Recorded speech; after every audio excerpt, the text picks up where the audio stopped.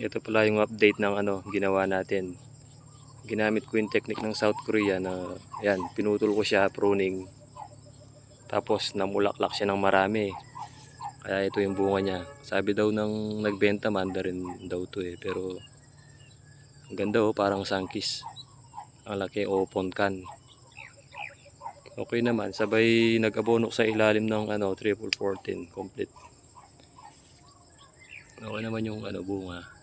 Malaki. Maraming bulaklak to, kaso yung nangyari, nagkasunod-sunod yung ulan. Kaya yan lang yung bunga niya natira, nakapag-survive. Ito, may bisita tayo sa farm. Kaibigan natin sa baryo. Kumuha siya ng konting talong at saka kalamansi. Ito pala yung dayap. Daming bunga din. Dayap po sa Kapampangan, dalayap. Daming bunga guys. Oh, pati sa loob ng dami. Ang liit pa. Magkasing tangkad lang kami pero ang dami ng bunga. Naglinis-linis tayo ng konti. Tinanggal ko yung mga ganito, pinatay ko sa ilalim. Tatanggalin ko yun mamaya, ugutin ko yung mga baging. Pag hindi mo tinanggal yan, mamamatay yung mga kalamansi natin, yung mga tanim natin. Ang dami na pa naman bunga oh. Dagdagan mo rin kung anong par. O kami ma'am.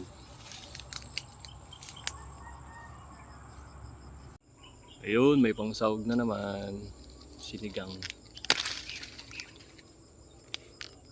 Press na press. Press na press mga sexy. Puso ng saging. Ayos to, pang sausawan. Ang ganda.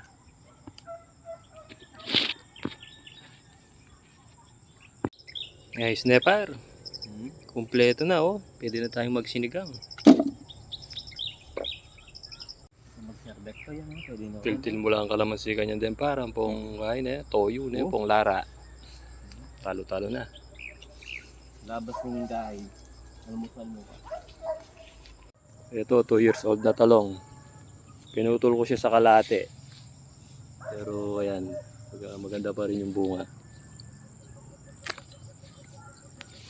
2 years old hanggang na siya 5 feet. Dahil pong bunga oh.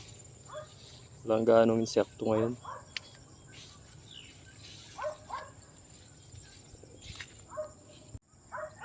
Kaya kayo pagka nagtanim kayo ng talong, pag hindi na namumunga, putulin nyo sa gitna.